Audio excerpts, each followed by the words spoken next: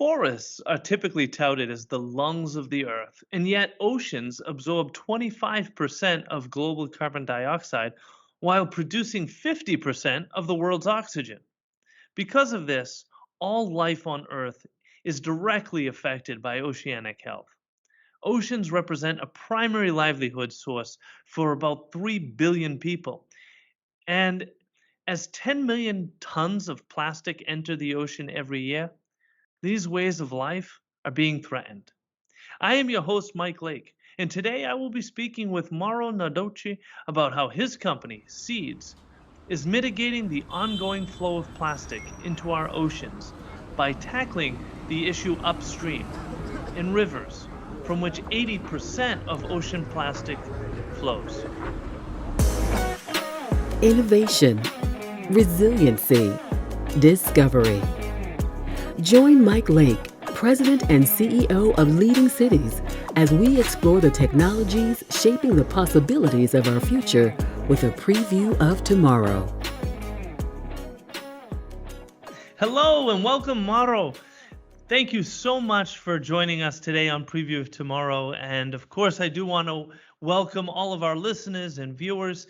I'd love to introduce you all to Mauro Nardocci, the co-founder and chief marketing officer of SEADS, Sea Defense Solutions, a company that not only collects plastic floating in rivers, but also supports the cities in sorting and transforming that collected waste into energy, virgin plastic, and even construction materials.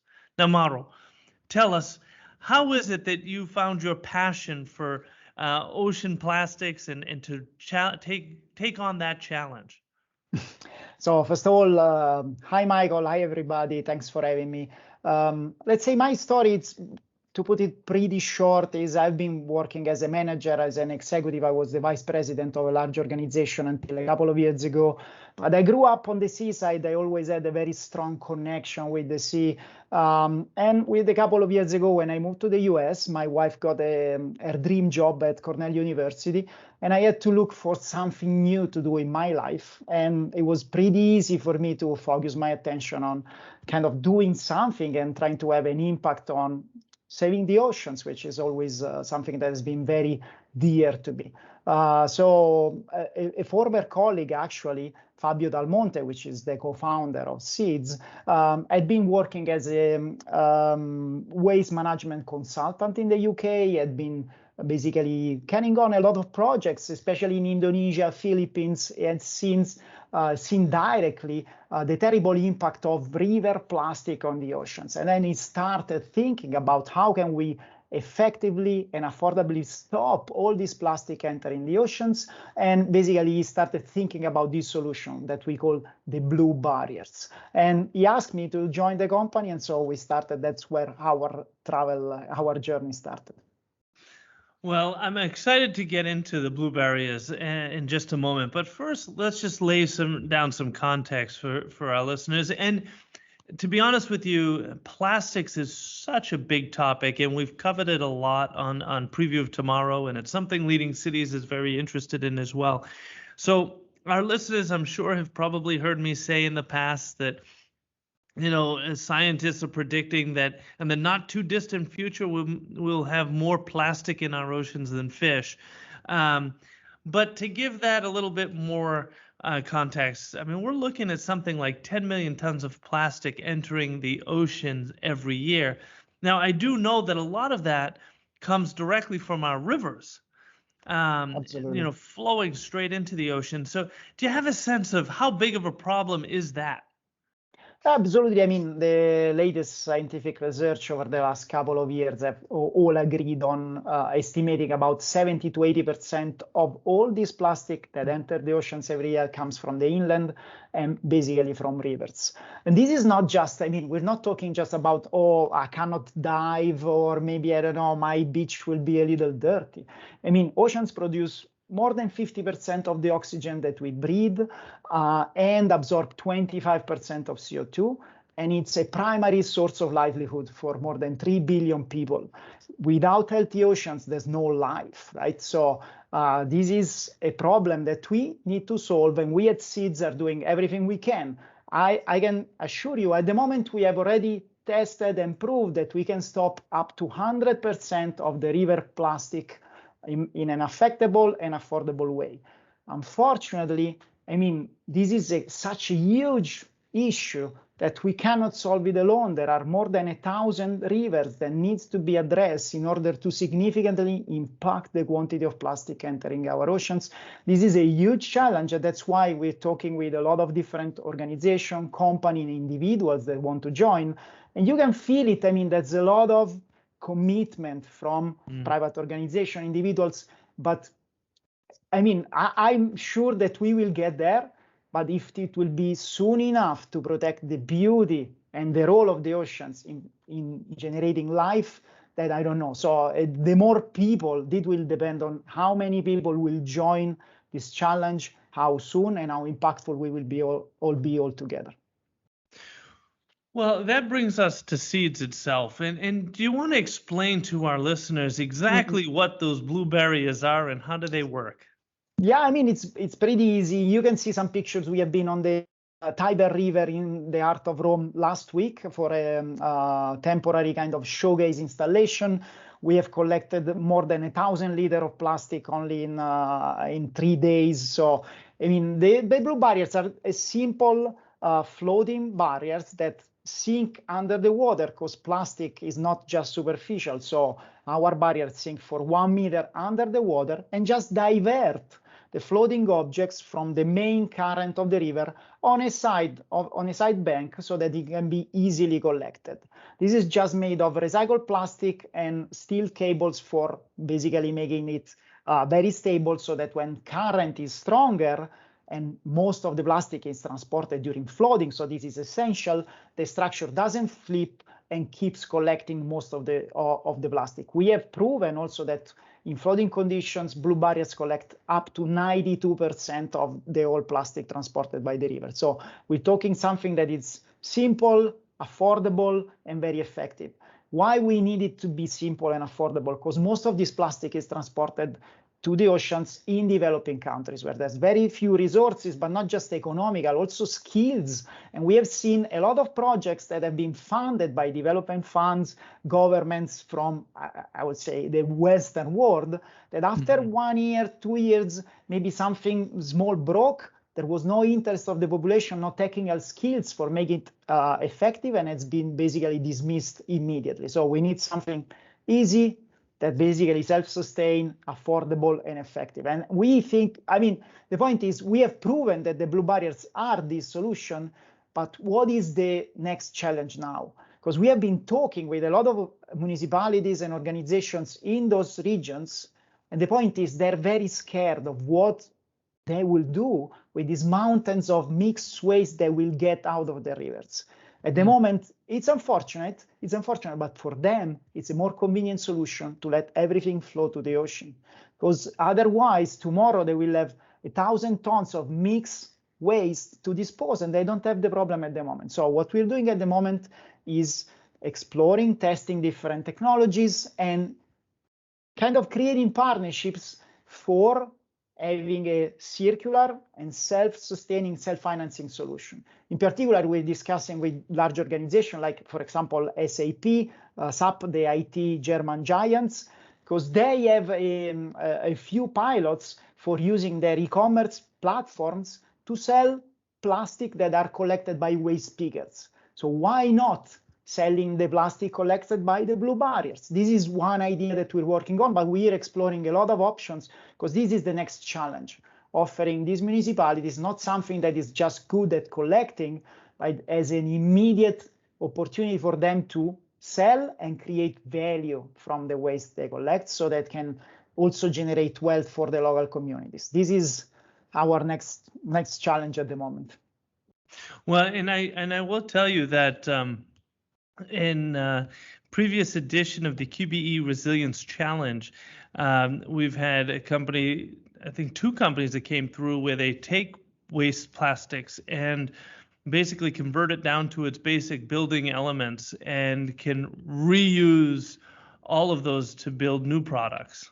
Absolutely, and this is great. We are exploring, because the point is a lot of these technologies are in early stage, and might not all be ready for industrial scale. So we have to find what's available immediately at the industrial scale, what is affordable. It's a challenge. It's not easy, but we're all in this. It's good that there's a lot of people that are putting their inventive, their innovativeness in solving these issues. And even in the worst case scenario, we have a whole logistics industry around transporting waste plastics around the world to just dump or burn or whatever. At least we'd be using the same logistical operations to put it to good use. Absolutely. I mean, that's certainly a good point. Our vision is to try to manage the plastic or the waste in general, because we will not collect only plastic, but for example, from our test, we will collect a lot of also of organic waste, so wood, branches, and also from that we can extract value through, for example, gasification is a technology that we're testing at the moment.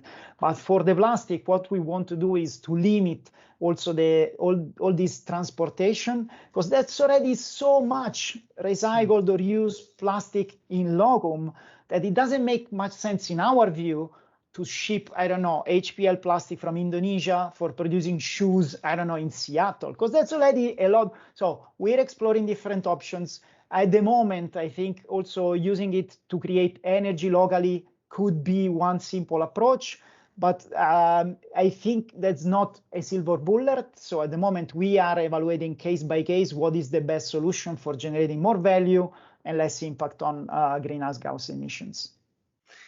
So one question I'm sure people are wondering, if you put these barriers up in a river, what does that do, if anything, to wildlife or boating or anything like that? Absolutely. It's a great question. So our blue barriers have no impact at all on river animals or sea life or navigation. Basically, in the full extension, the barriers are constituted by two different parts to leave a space for boats to navigate, even large vessels, more than 200-meter vessels. So there's no, because the barriers can be as distant as 500 meters one from the other, because when you have created a transversal current in the river, there's no, basically you don't need to have the barriers one close to the other. And basically the fishes and or the river life has no impact because the barriers are just floating. There's a lot of space under the barrier where basically fish can go. And also, for example, eggs, so reproduction of all the fish, or I would say river life in general, it's all based at the bottom. So we have no impact on that area. So basically there's no impact on river life at all. Which is really remarkable that, you know, what I love about the solution is how effective it is in its simplicity. Absolutely, and this is the objective. I think we cannot solve it. I mean, we're also working with, for example, the Ocean Cleanup. They're a great organization, and they've developed a pretty complicated solution from our view. It's great, but will not be effective in every single river. And since we have so many, I think it also simpler solution might work together. And one other thing that I think it's good to mention, because we have tested on the Tiber River this week, basically there is I would say in practice, in rivers, there are some areas that are called hotlines. Basically, especially when there is a bend in a river, there are currents that push all the floating objects on one specific trajectory, so it passes mostly on one side of the river. So you don't need to cover all of the river with the barriers. This week, we have tested basically 20-meter river barriers, the blue barriers on the Tiber River, which is 150 meters wide. And we have collected basically a very large quantity, because there was also another barrier on the other side. They didn't collect anything. So there is the possibility to install first, as a first step, a very small barrier. It's kind of a Pareto effect. With 20% of coverage of the river, leaving also a lot for navigation, you can collect up to 80% of the overall floating objects, all the plastic waste. You can still decide in the future to install other barriers, but with a small investment, easy and affordable, you can test it with a limited investment and you can see immediately most of the results. Well, I do want to, imagine a world for a moment where all of our rivers are equipped with this kind of waste collection opportunity. What does that really mean? What does it mean to that local community? What does it mean to the oceans? What does it mean to the planet? Yeah, I mean, our vision is pretty simple. Our objective is, we know that there is 10 million tons of plastic entering the oceans every year. We know that this is going to quadruple in 40 years. At the moment, our first step is we want to stop 1 million tons per year, but the vision in which we are able to install technology similar to ours, I mean, also for me, what I have dear to my heart is saving the oceans. If it's our company or there is a better solution out there, I don't care. But installing riverine plastic collection system on all the 4,000 rivers that are proven to be highly polluted by plastic, which means stopping about 8 million tons of plastic per year, that can be transformed. There's a lot of willingness in consumer to use and to pay a higher price for this plastic. So if we create a global marketplace, this can generate wealth for the local communities that are the ones that are suffering the most from this pollution, that most of the time is even generated totally in other places. So our vision is cleaner oceans, wealthier local communities with simple, and the technology exists. The investment is limited. We're talking about a few $100,000 per each, even sizable river. So these are investments that for governments are not that relevant. And there is a research from Deloitte that shows that for governments, doing nothing, which is their current approach, is creating so much sunk cost that it would be much more effective to invest in river plastic collection. Well, because they're already paying for, they have impact on tourism, impact on fisheries, they have to spend for cleaning their beaches. So they're already paying this, but the local municipalities at the moment are the ones that are demanded to make these investments. So I would say different decision makers at the moment is not so easy for them to have this kind of visionary approach. Understood. Wow. Well, it's sad that our time has expired so quickly because it really is phenomenal what you're doing. I do want to thank you for taking the time to join us today on Preview of Tomorrow, and to thank you and your colleagues for the work that you're doing. Really, I don't want to put a sound hyperbolic here, but truly saving our oceans.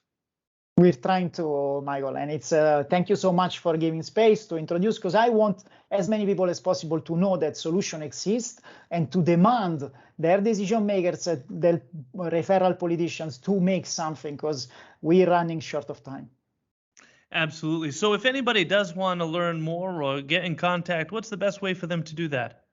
They can come to our website, www.seadefensesolutions.com, or writing to me at mnardocci@seadefensesolutions.com. I repeat it because I know it's complicated. mnardocci@seadefensesolutions.com. And that's Nardocci.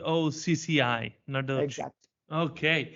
Well, thank you so much, Mauro. I really appreciate your time, and we look forward to your continued success and journey. Absolutely. Thank you so much, and wish you all the best, Michael. And thank you for tuning in to this episode of Preview of Tomorrow.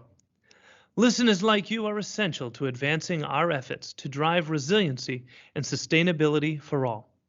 I ask that you give us a rating on Apple Podcasts or whichever streaming platform you prefer.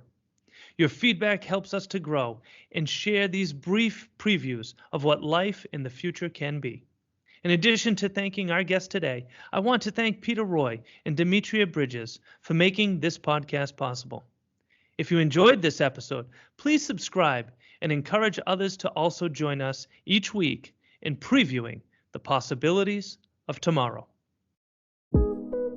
Preview of Tomorrow is brought to you by Leading Cities, a global nonprofit driving resilience and sustainability for all by unleashing the potential of the world's cities. Join them at leadingcities.org.